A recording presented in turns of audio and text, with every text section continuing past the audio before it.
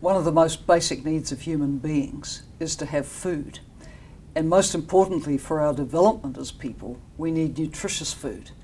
If we don't have those basic building blocks, it's very hard to progress human development. A hungry child cannot learn. Hungry adults cannot be productive. They can't be engaged in their society. So meeting people's needs for food, nutritious food, is so basic to human development. The solutions have to be coordinated. It's not any one thing. What if you grow a whole lot more food, but then you can't store it and get it to market? The extra food isn't going to feed anybody extra. So we need to be looking at the whole chain of production, supply, distribution here. We need to be looking at the empowerment of the women farmers. We need to be looking at the level of resilience communities have to what are increasingly frequent and more severe climate events. So taking a broad lens and putting a lot of different policies together with the strategic vision of making communities food secure is the direction we need to move in.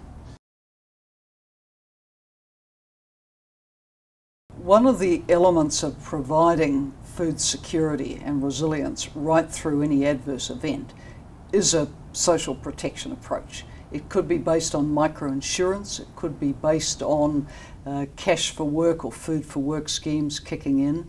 The point is to anticipate these events. We know that climate conditions are getting more severe, bad climate more frequent, so let's plan around that and not see people left to fall over because of very, very adverse events affecting them. I think the report is well timed because we have been through some pretty ghastly years of food insecurity in Africa. In 2010, there were very serious food insecurity issues in the Sahel, in the west of the continent. Last year it was the drought in the Horn with a famine declared in Somalia. This year again the focus is back on the Sahel, barely 2 years after the last crisis. So to be talking now about the importance of putting comprehensive policies in place is critical. And we know that in the donor community there's more and more interest in actually supporting broad-based, resilience-based strategies rather than just responding to each crisis.